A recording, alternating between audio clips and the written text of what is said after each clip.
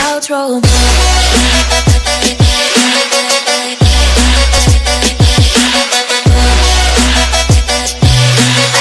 Yo, what's going on, guys? Today I have a comparison between my old mouse, which is a cheap gaming mouse, and my new mouse, which is one of the more expensive mice that are on the market. Now, my cheap mouse is the E-Tech City Scroll Alpha mouse with a 8200 DPI laser sensor. And it's symmetrical, so it's good for left-hand or right-handed people. And my new mouse, which is the Logitech G502 Proteus Spectrum, is, as you can tell, only a right-handed mouse. Now, what I'm going to be testing today is how well a cheap gaming mouse that, I don't know if it's still available, but this one specifically, but if cheap gaming mice can hold up to the more expensive counterparts. So I'll start with the cheaper ones. So I'm just going to move my G502 out of the way. Man, I haven't used this mouse in a long time.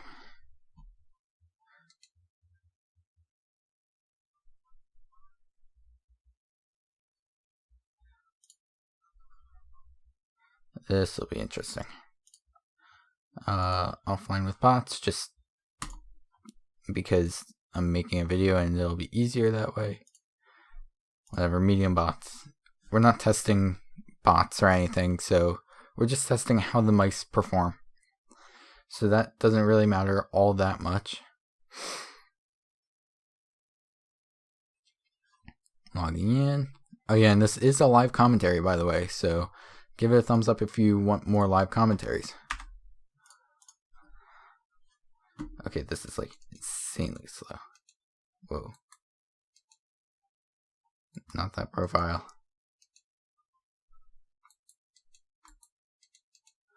There it is.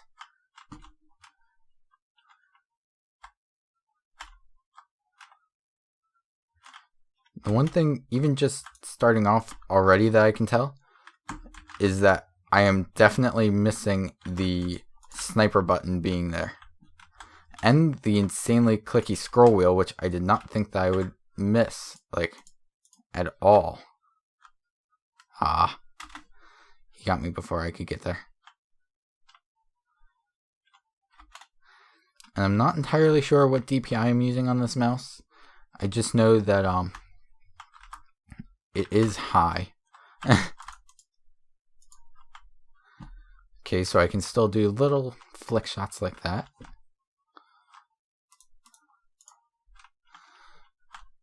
The mouse buttons are actually not bad.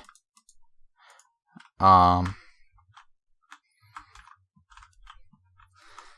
scroll wheel's a little bit strange to me. I'm not the biggest fan of it. I like the really, really clicky scroll wheels now. Whereas this one's a lot softer. And it's also really low. Like you can see, it's really close to the top of the mouse. I mean, overall, for like $25, it's a great mouse, but I don't know. It's good, but it just lacks in some areas. Like it's not the most ergonomic mouse ever because it is meant for both left and right-handed users.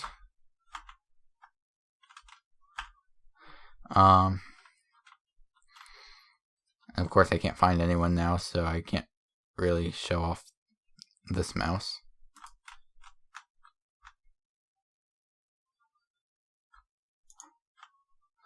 There's one.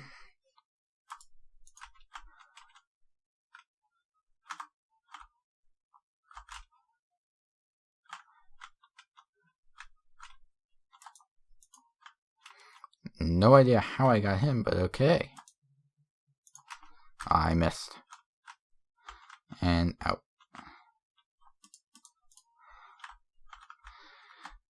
So I will be playing with this mouse for another few minutes, about half the match with each mouse. So 5 minutes with this mouse, 5 minutes with the other mouse.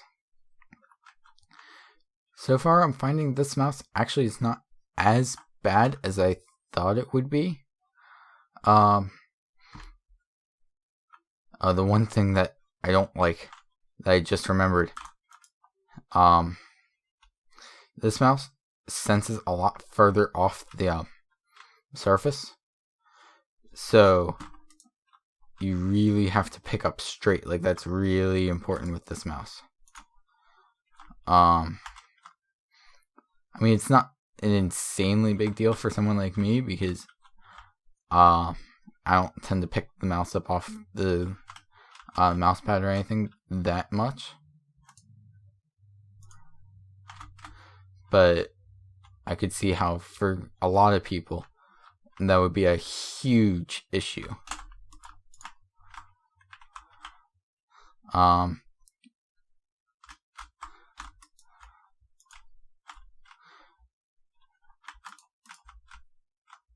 He's down.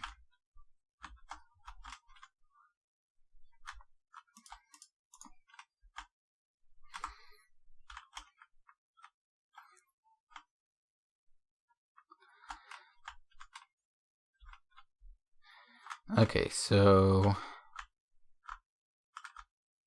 let's see if I can find anyone. It's like nobody around. There's one. I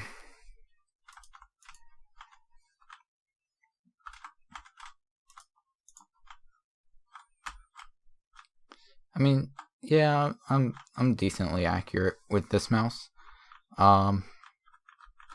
Definitely not the best mouse ever. I mean, the side buttons feel a little bit clicky, but at the same time, they feel a little bit mushy.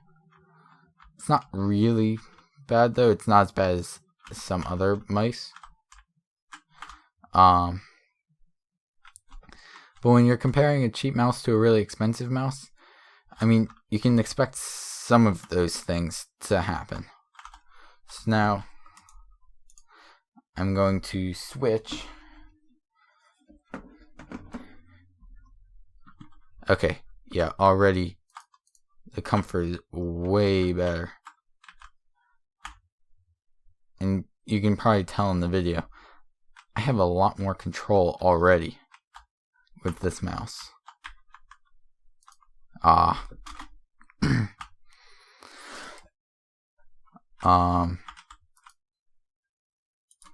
he is. I think I'm using a little bit of a lower DPI with this mouse, but you can get away with it more because it does not sense nearly as far off the mouse pad or anything. I missed. There we go. And I love that really nice, tall, clicky scroll wheel. And the fact that it's meant for just right-handed people, because it gives it definitely a better feel when you're holding it.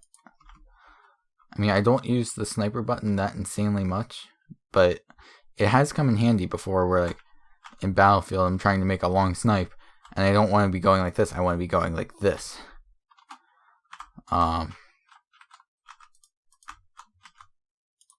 I missed.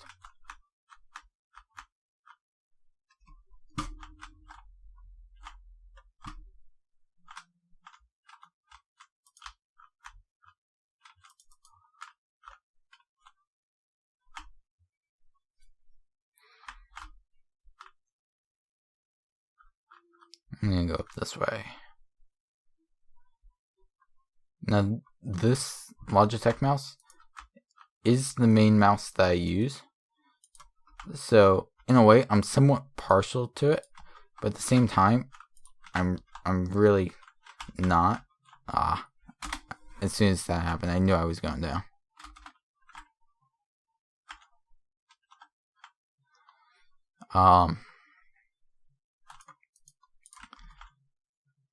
And also, this mouse has, you can put it into infinite scroll mode,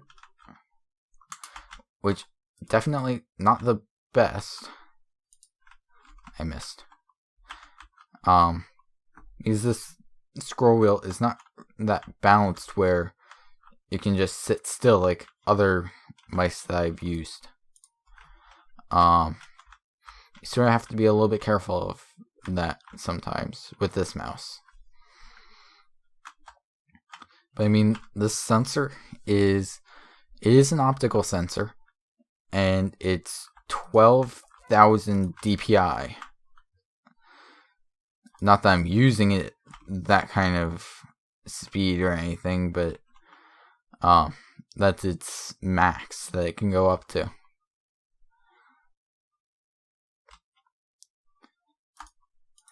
I missed.